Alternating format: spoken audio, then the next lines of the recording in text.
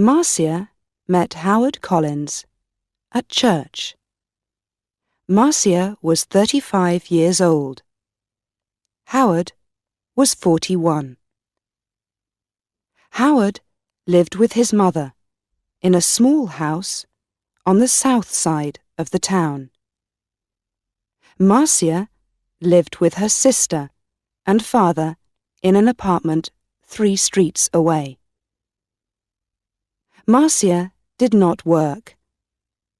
Her father, George Grant, was ill and never left the apartment.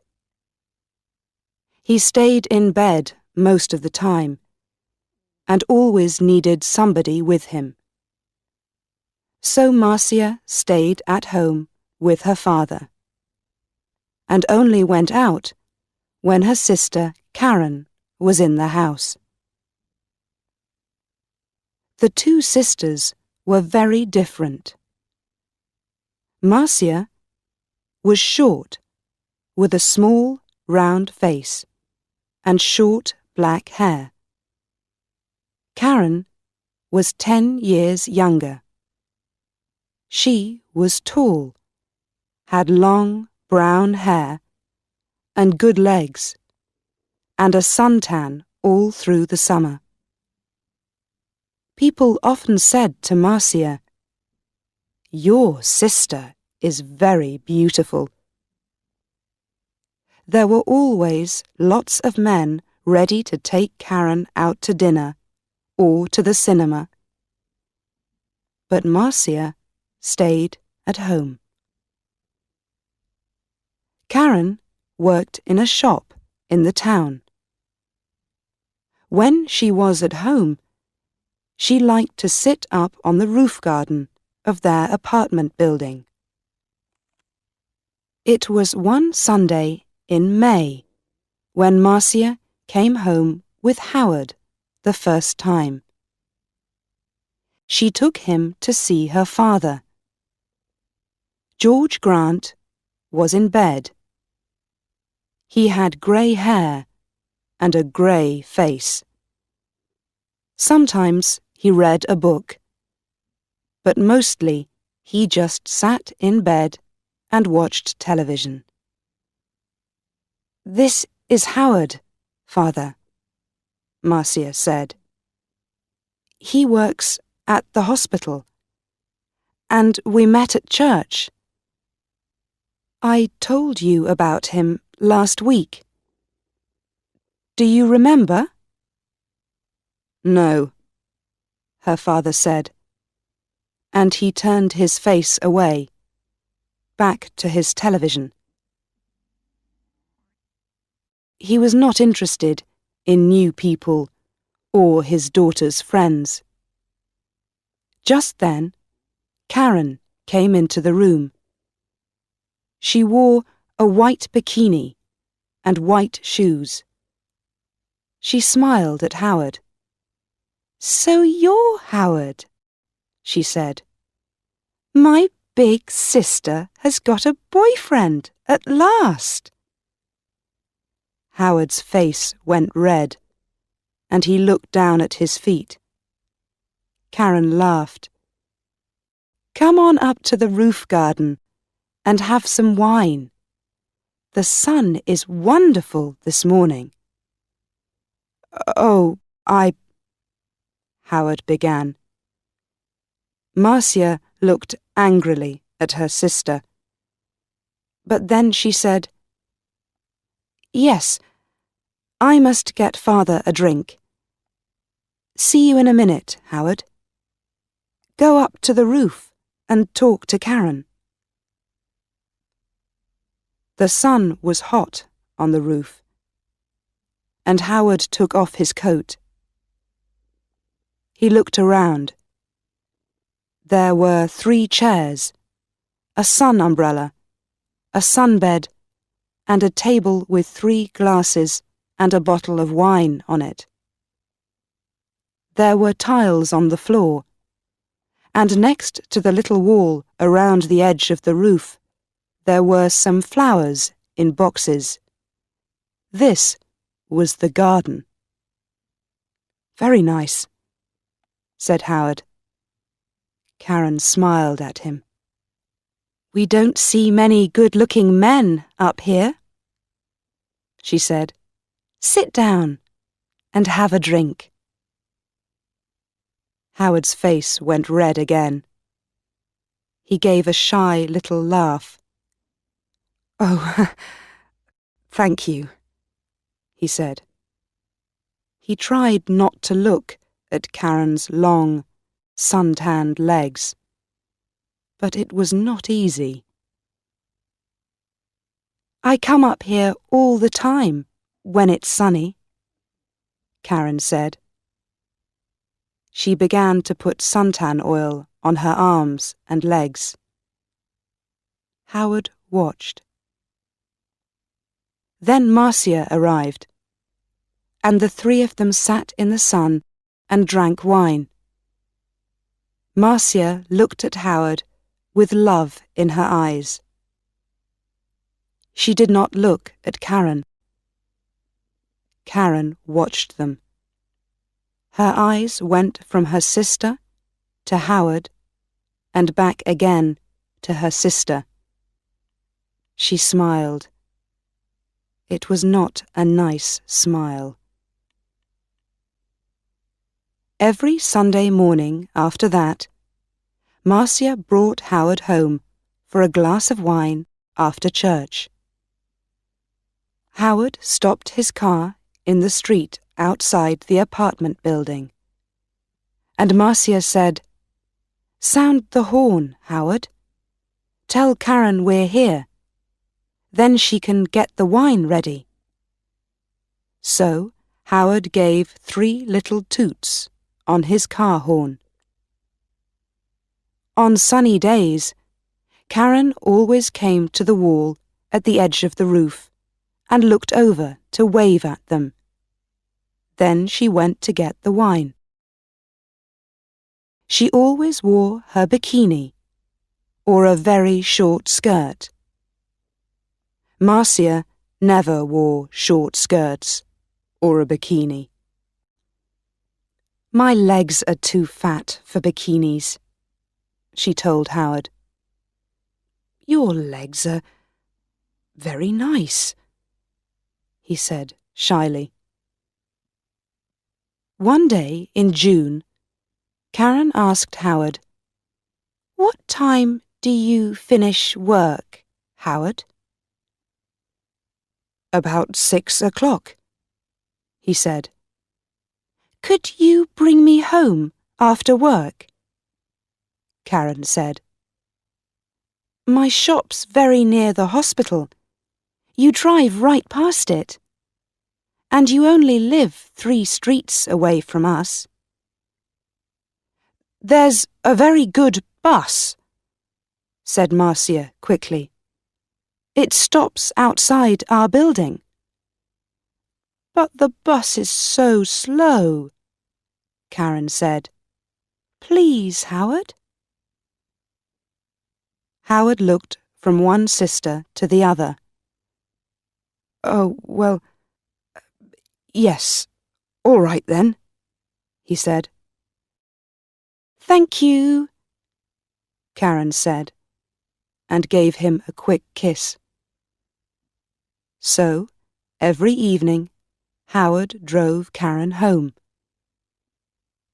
On the first Friday, they were an hour late. When they arrived, Marcia was at the door of the apartment building. "What happened?" she asked. "Why are you so late?" "There was an accident," Karen said. 3 cars, all across the road. On that hill by the cinema, you know. We couldn't get past. We couldn't go back. There were so many cars. Nobody could move." Howard said nothing. It was a long, hot summer that year. Marcia went to church every Sunday morning and Karen stayed at home with their father. When it was sunny, and it often was, Karen went up to her sunbed on the roof. When Marcia went up to the roof garden, she always sat under the umbrella. But Karen put on lots of suntan oil and sat in the sun in her bikini. "The hot sun's not good for your body," Marcia said. Karen laughed. "Howard likes my body." "No, he doesn't," Marcia said angrily. "Oh, he does," Karen said. "He's very shy with women, but he always looks at my body very carefully. He does it all the time.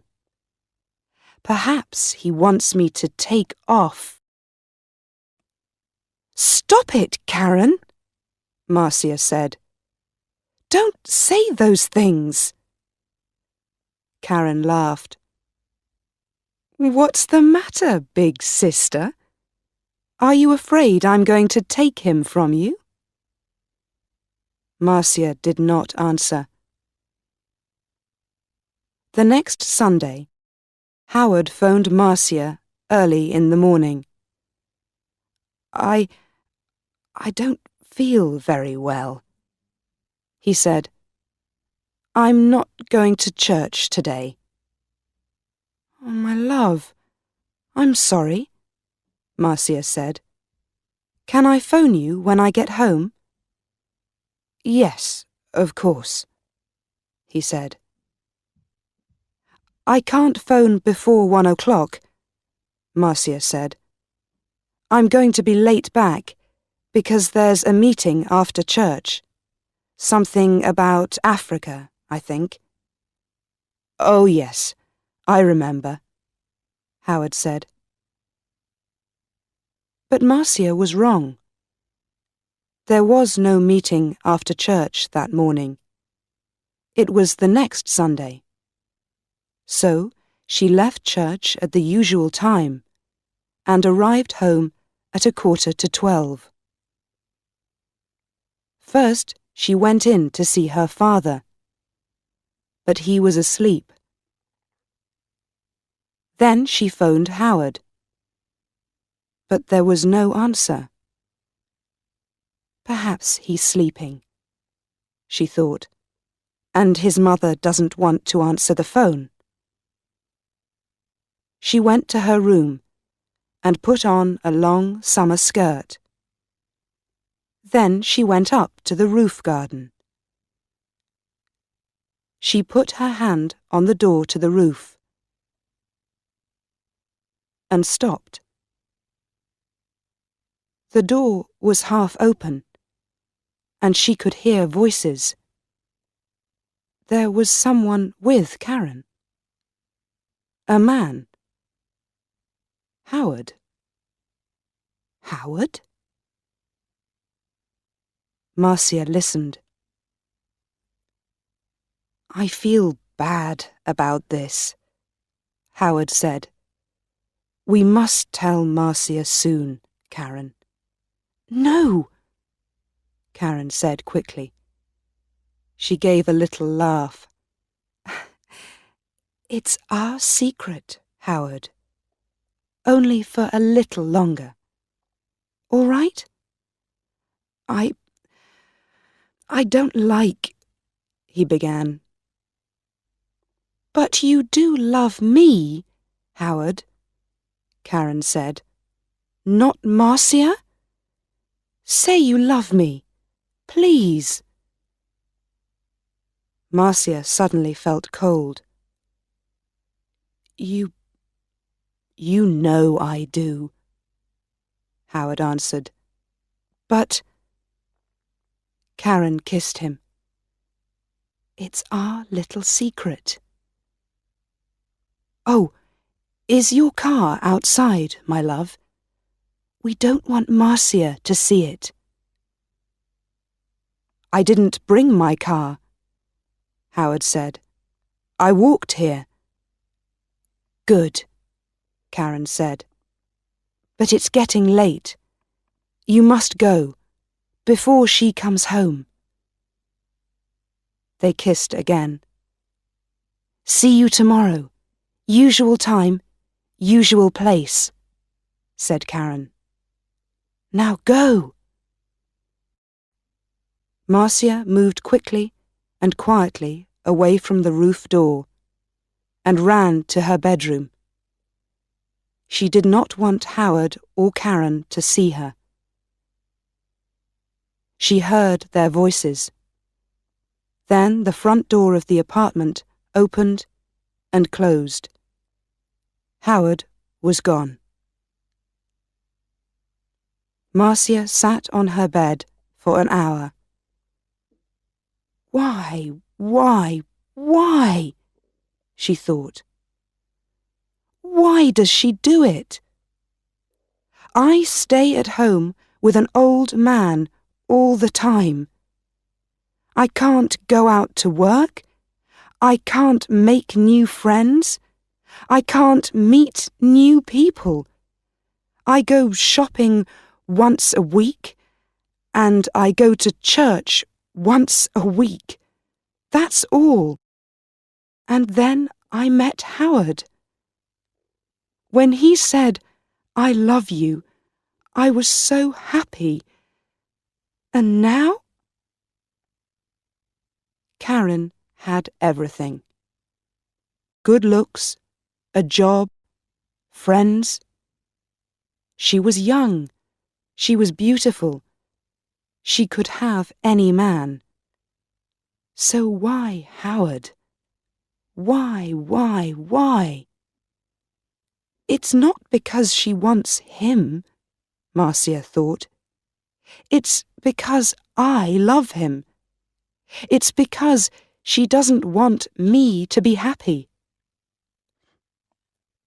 But you do love me, Howard, not Marcia? You know I do. Was it true? Did Howard love Karen and not her? No. He saw only the beautiful, sun-tanned body. He didn't know her. She's not going to have him, Marcia thought. Every evening that week, Howard drove Karen home after work. And every evening, they got later and later. The next Sunday, Marcia didn't go to church. I've got a bad head, she told Karen. I just phoned Howard and told him. And he's coming here after church, as usual. I'm going back to sleep for an hour or two. And she went into her bedroom and shut the door. Later in the morning, when Karen was with their father, Marcia went up to the roof garden. Karen's bottle of suntan oil was on the table, and Marcia smiled. When Karen came up to the roof, Marcia was in her chair under the umbrella, with a book in her hand.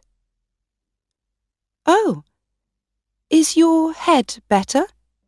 Karen asked. Yes, thanks, Marcia said.